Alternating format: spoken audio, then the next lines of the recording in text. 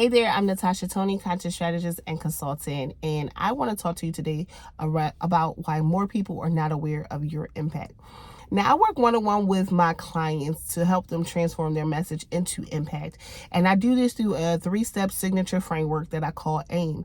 And part of that AIM framework really is about how do you generate awareness around the value and the impact that you can provide. That is merely the first step when it comes to positioning your value online and in real life and really turning your message into something more. It's around the awareness piece. Now, whether you're in a personal development space or maybe you're advocating for a particular thing to happen, or maybe, you have this niche that's really rooted around your personal life experience and what you have, experienced so far, and you want to shed more light on maybe certain social issues that impact you as a person and or the group of people that you belong to, you really want to start with generating awareness. And having people more aware of your impact will obviously create into you directly impacting their lives. When people are more aware of the value and what you can provide, you then build and cultivate a community around your mission, your message, and just your overall, the work that you do.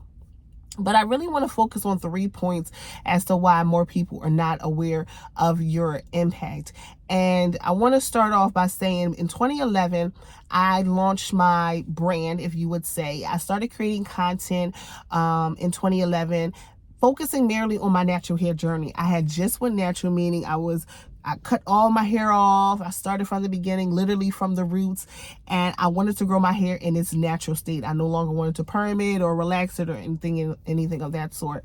So back in 2011, sophomore year of college, I decided to just cut my hair off. I went to the only black hair salon in the predominantly white town that I was in, and I asked the woman to cut my hair. She did so, and it just was refreshing. Now, I didn't know at the time that I would eventually start a YouTube channel that documented my hair journey, but I wanted to find a way to document my hair journey where I can reflect and look back and say, hey, oh my gosh, 6 months from now, a year from now, a couple years from now, this is what your hair journey has looked like, so far. So around the same year, I want to say end of 2011, maybe the beginning of 2012, I launched my YouTube channel.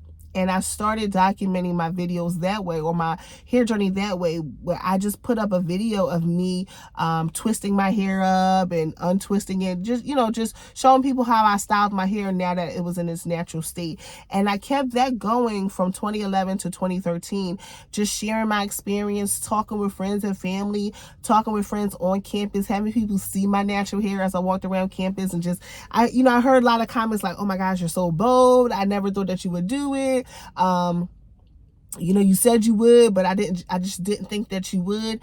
So being bold to cut my hair off, being, courageous to wear my hair in its natural state. People didn't understand the hair journey. Obviously, the natural hair at that time was becoming a thing.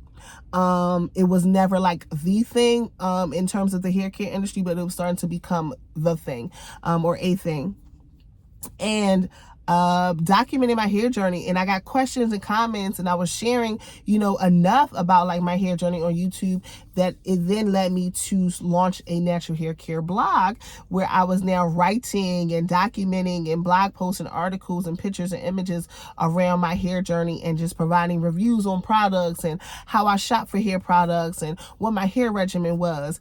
And I say all that to say is that in this experience, this life experience of me cutting my hair, something that was so small and just, innocent, I learned so much around that, and even learned that people were interested in either doing this for themselves or just wanting to know more about it. And with me not being an expert whatsoever in natural hair, but starting the YouTube channel and, getting courageous to get on camera and record myself doing my hair in its natural state, showing myself wash my hair, blow dry, twist, untwist, style it. But then also writing blog posts and, creating, content on the internet not really understanding what any of that meant and was at the time, honestly. But recognizing that this life experience that or this decision that I made and what my experience was from that decision and the amount of information that I acquired, in a form of expertise, I didn't realize that I was making some form of impact. Honestly, I just know or found out that people were interested, and I was like, oh, somebody comment on Facebook like, how what product should I do? Oh girl, let me tell you, right? Because I was in this space of like wanting people to see that I was going natural. Wanted people to see and be invested and interested in my journey for the sake of being invested. Honestly, I didn't think too much of like that branding and authority and expertise piece until I started blogging and I started realizing like this can be a thing. And so I say all that to say that the overlap between your experience and your expertise equates to the impact that you can, or the value that you can provide to have an impact, right?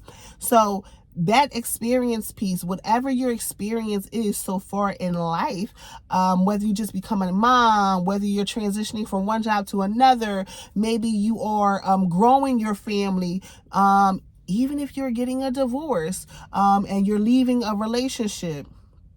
Maybe you lost someone, or maybe you found yourself traveling, or going into a new season of your life. Whatever that experience is and what you have learned both formally and informally, right? I want you to figure out what that overlap is and how it can equate to impact. And I want to speak to the women who have taken the time to identify, like, okay, maybe there was some particular life experience that you have, had, and there was some level of expertise, whether it be formally, informally, like your degrees and your diplomas and certifications. Where does that overlap to provide you, that equates to value that you can provide online and in real life to make an impact? And a lot of times, especially women, us women, we discredit ourselves so much when it comes to our life experiences. Just as women in generally, it doesn't matter if you're a mother or not a mother, but just as women in generally, we discredit our life experiences as if it doesn't matter to the work that we're doing, or we discount the amount of education that we have, formally and informally, the degrees, the certifications, the diplomas, and think they don't matter in the spaces that I'm in. So you have those two, you pretty much are discrediting your experience and who you are and your overall existence, and you're discounting your degrees and diplomas, and you're figuring out, and you're wondering why you claim you don't have value to provide. But I argue that your experience and your expertise overlap to create value that you can provide online and in real life to make an impact or to have an impact. And that is the starting point to building brands, businesses, carrying out a mission, whatever it is. You want to identify the overlap between your experience and your expertise. That right there, that overlap, that middle area is the value that you can provide. That middle area is the impact that you can provide. I just have my notes here because I said I can't get sidetracked. I can't get off track here, right? So that middle area is really where you draw from when it comes time to launch a business and to, start the brand, whether it be to start that personal development coaching, program or space, whether that is to tap into having a ministry of excuse me, of some sort, drawing from your personal life experience and your overall expertise creates value. That value is what you use to put out into the world to create impact. But more people have to be aware of that. And by aware of that, I mean people need to know and they need to associate those things, that value with you, that outlook, that perspective, right? They need to be able to associate the fact that you have this ministry, you have this professional, personal development space, you have this, maybe this accountability group for moms, or you have this book that you are writing, this mission that you are on. They need to be made aware of that. And one of the ways that you can do that is find the overlap between your expertise and your experience, because when you do so, you will develop a certain outlook or certain perspective. When I think back to my story of having natural hair, my natural hair experience, my experience of having natural hair shifted, or growing my hair in this natural state, and what I learned about healthy hair products and things of that sort to maintain my natural hair shifted my outlook in various ways on beauty, black beauty at that. I'm a black woman, and just overall on like being health conscious, right? It shifted my outlook. And with that, I had a certain perspective. I believe that more black women needed to take care of their hair in their natural state, that it was okay for you not to, necessarily wear weaves, not saying that there's anything wrong with that, in your hair, but you can embrace literally your roots. That was my perspective, at that time, and still is.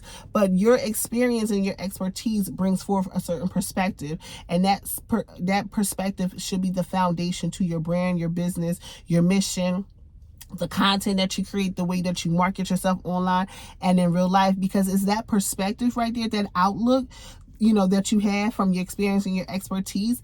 That outlook, that perspective is what sets you apart. A big part of setting yourself apart online and in real life is standing firm in who you are, what your outlook and your perspective, right? I don't know if you want to call that like an oxymoron, but really setting yourself apart, positioning yourself online and in real life has less to do about what other people are doing and more so about how can I stand firm in who I am and what it is that I have to offer. That is the basis of positioning. So whether you're creating content, marketing, speaking, writing, whatever it is, whatever you're creating, is it being done from your perspective, from your lens, from your output? Because that's ultimately how you set yourself apart. And it will seem that the more you do it, it'll be like, hey, are people rocking with me? I'm not really sure. Like, if I provide my perspective, will people accept it? Will people find it problematic? That's not up for you to decide. All you want to make an impact, you have to be comfortable with, causing inconvenience in industries and spaces. In fact, you should be causing, inconveniences. And when I say inconveniences, you should be coming in with a fresher look or a new look or a different outlook to the space. That's the way to set yourself apart, to make yourself stand out even more, to make yourself relate to the people and align with the people that you are called to serve when you show up with your own perspective. So think about the work that you do. What is your perspective? What is your outlook in your, as it regards to your industry that you're in? What is your outlook as regards to the people or the work that you do? What is your outlook on that? What is your perspective? Keep that forefront, because what happens is when you lack a perspective, and where you're not standing in your perspective, you tend to create what's being done around you. You tend to create what's being done around you when you are not standing firm in your perspective, in your outlook, when you are not in that middle section, in that overlap between your experience and your expertise. When you start to get online and when you're, in rooms, and you're lacking that perspective piece, when you're not owning that value of yours, you start to create and you start to show up in ways that don't align to who you are. You start to create things based off what's being done around you. And this is very prevalent in the online space. It's very easy for you to get online and to start creating content from the voices and the opinions, and from the lenses of other people, but that won't set you apart, and you will wonder why, you're not getting people are not attracted to the value that you had to provide.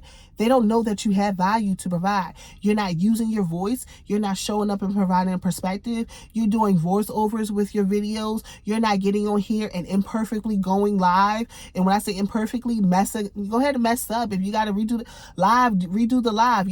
You're not getting on here and just simply voicing your opinion and making a stance on something.